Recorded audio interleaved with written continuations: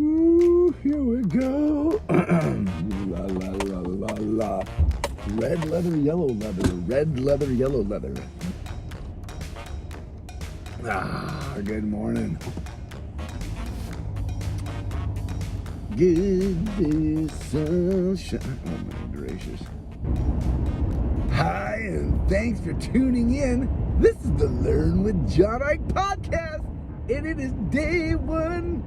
I think it's day 110. I think it is 1-1-settle. It is day 110 on my 180-day drive to school. There's only 70 days left of school. That's fascinating. I don't know how that makes me feel. I missed it already. Blink, it's all going to start over again. That is I live in Groundhog's Day. For 25 years, I've been racing to a finish line only to find out it's 3 feet away from the starting line of the next race. Do you know what I mean? You race to the finish line, you're like, school's out for some. Oh, it starts tomorrow. And I get it, it's a little longer if you're on the teacher end of the business, but not that much longer. I mean, my summer break is the same as my winter break. I get like 2 weeks off in the summer. And I get it, there might be a teacher out there that gets 2 months off in the summer, but do they really get 2 months, or is it like 6 weeks? Which still, hey, that's great. I love it. I love it. But, man, it's wild to realize there's only 70 days left in the school year. And as soon as I get to the end of this podcast series, I'm going to be like, oh, tomorrow's a new day. What are we starting next? That's not what we're talking about today on day 110. Look, I don't know what I said yesterday. I feel like I woke up from a drunken haze. It was like, what did I say yesterday? I was not drunk. Let's be honest, I don't. I was driving to work. I was high on coffee, and I was riffing on Ezra Klein's podcast about game theory, where he was interviewing that game theory guy. And I finished listening to that podcast, and I'm actually going to rewind. And I never do this. I'm going to go listen to it again. It was so chock full of nuggets, man. It was like so rich. And maybe it's just the topic of game theory that I'm finding it's like bubbling my brain basket, because I think this idea, and I probably said this yesterday, so here I go. I'm like caught in a perpetual loop saying the same thing over and over, and I hope I don't say it again tomorrow, but maybe it's worth saying that the idea, the construct of game theory is that you engage in a purposeful set of obstructions, to accomplish some task, simply to say you accomplish the task while overcoming these obstructions that are placed in your way, right? I started to apply that to anything I could get my brain on. I even thought about what obstructions do we place in our games purposefully? In basketball, you have to bounce the ball. You can't go running around with the ball, because then it would be a different game. It'd be handball, it'd be football, it'd be something else. In soccer, you can all use your feet. These are obstructions. These are like, hey, you should take that ball and you should get it in that goal over there. Oh wait, BTW, you can only use your feet. I like that. We're starting. Okay, these are obstructions that we place in our way. You got to run this 26.2 mile marathon. What's the obstruction? You can't ride a bike. You can't ride a scooter. You can't take a taxi cab. You got to continuously be moving in the direction of this finish line. So what are we put these obstructions directly in our way, so that when we reach the objective, we're like, I reached the objective using the obstructions that were built into the rules of the game. So there's rules in the game. Okay, check. So how do we know if we're doing well in the game? Well, a game person builds some form of point system. Obstructions, point systems. That sounds a lot like school to me. So I was thinking about placing obstructions on the game, but forgetting to really let people know the rules. If you threw me onto a basketball court and I never watched basketball before, I might grab the ball and be like, hey, you dummies. What are y'all doing? Bouncing the ball? I'm just going to run with it. Now there'd be a referee there, blow the whistle, somebody to explain, hey, you can't do that. Okay, check. But I think about school and the obstructions that we place on our learners purposefully. Hey, We want it to be quiet in this classroom. And I wonder if you take away my ability to grab the basketball and run with it, that might be something that I would have been good at in an attempt to score a basket. Like in an attempt to score a basket, if I didn't have to dribble, I might be a really good basketball player. I know this sounds ridiculous. You're like, but that's not basketball. I know. But like, what skill, what superpower, what innate ability have you taken away from me to make me play this game of basketball? Okay, John, you can't pick up the ball and run with it. We're putting that abstraction on because that gives everybody a chance to like grab the ball and steal it from you. Okay, check.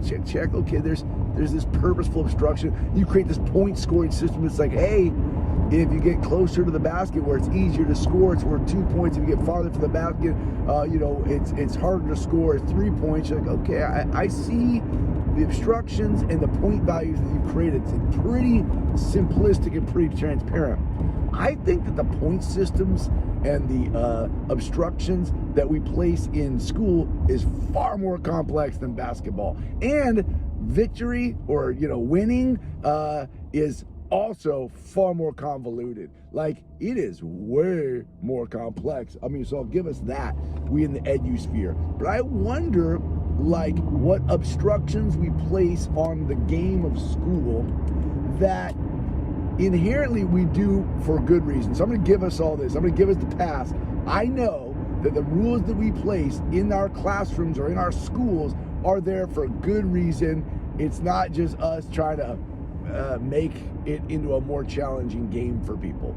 That I'll give you, because I don't think anybody's like, I'm purposely making this harder for you to be successful. But I think you go, okay, what obstructions do we place on kids? Hey, you got to sit in this seat that I assigned you, and that's an obstruction. The obstruction is like, you need to stay in that seat, you can't move. But I'd like to move, and I have a lot of reasons why I'd like to move. Yeah, well, I've put an obstruction on this, you can't move, that's where you need to sit. I got like 3 or 4 reasons why this isn't a good place for me to sit. I'm right-handed, and you got me on the left side of the room. It makes me, my head looks like, but I can't articulate that because I'm 7. So you're like, okay, is the rule that I can't move out of my desk, is that inherently like making the game a more potentially rigorous and challenging, like dribbling a basketball, or is it just a function of routine? I think it's partly a function of routine. It's like, I don't know, do basketball players have to wear the same color uniform? I mean, they know who's on their team, but it's a function of, we wear uniforms so that the audience knows, who's on which team. So yeah, there is some just functional rules to the game, but I wonder like what is lost when we create necessary structures, and are the structures that we place on our learners or on the game, are the structures that we place on the game inherently producing the intended outcome? Okay, we knew that by drawing this 3-point line in basketball and giving extra point value to shooting from farther away from the basket, that we were going to change the game. We're like, hey, this makes the game a little different. We are intentionally trying to get people to shoot farther from the basket. It's a very much like, a zero-sum scenario. You're like, I'm going to do this. We're going to create this rule, and it's going to change the game. Check. I'm sure at some level we can argue that changed the game. All right, so like sometimes we place rules in our schools, our classrooms, and our learning scenarios that I think they're meant to serve one purpose, but they may actually change the game in ways that we're not even aware of. I think it's really interesting. I think what I'd like to do now is go find an article specifically around like game theory, gamification, and school, and unpack the benefits and the potential like pitfalls of that, because I can see us. You hear people, oh, you should gamify the classroom, like make it about like point acquisition and fun kind of ways and teaming and getting teams. Okay, cool. So you're driving people toward a behavior by creating, obstructions like, hey, everyone in your group, clean up your table by the time the bell rings, and you're gonna be rewarded with a point value. That's total gamification, and I see that has, some value that's built in. You're like gamifying it, trying to make it fun because they're gonna win a pizza party at the end. Okay, check. But I wonder, and that's like a very overt game structure. Like we do that. We like gamify, morning lineup or cleanup or whatever. But what other game structures do we put in place that we're not realizing we're creating a game with winners and losers? And like, when you cross that thought with implicit bias and unintentional, biases, you recognize, oh yeah, we gamify accidentally, the kid who sits quietly in the front row and raises her hand, and we take points away from the kid who's been raised to like have a voice at the dinner table and shout something out. We're like, you're not playing by the rules of this classroom. You are losing points. This kid is winning points. And then those points inevitably get turned into like value assets, and hopefully they don't, but often they do turn into grade assets. Like, right? So like, did you master the concept of this mathematics? Yes or no? Let's point scale that. But also, if my behavior of whether or not I could or could not sit still is part of that value set, well, now we're playing two different games. Is the game learning math, or is the game sitting still, or is it half and half? And that's a whole other conversation, right? So yeah, I'm thinking about game theory. I'd love to go learn more about it. I listen to Ezra Klein's podcast. You should too. Maybe I'll put it in the show notes. I know I'll forget, but like maybe I will, because I'm gonna go back and listen to what they were talking about. Man, they were talking about how, Twitter, for example, has a very, rigid rule set. The metrics that it chases is like how many times something gets a like, or how times somebody gets a retweet, or how many times something gets commented on, or how many times somebody gets followed. And you're like, well, that's a set of values. It doesn't measure how impactful somebody felt, right? Instead of like a heart, what if there's a scale of 1 to 5 hearts? That might change the game, right? The way we collect points, the way we assign points drives us to the intended understanding of what we're trying to accomplish, the game we're trying to play. All right, I'm pulling to school. I don't know if that was good for you, but it was good for me. I'm rattling around my brain basket on this topic. I'm gonna go have a fantastic day. Today is it's Tuesday. I almost said thank God it's Friday. It's already been that kind of week. I hope you're doing well. It's a Tuesday. I'm heading out to February break at the end of this week. And you know how it is, week before break. You're like, okay, we got this. All right, thanks for listening. My name's John Eick. You can find me on Twitter at John_Eick. We'll catch you next time. Oh wow, people are backing up. It's an interesting show here.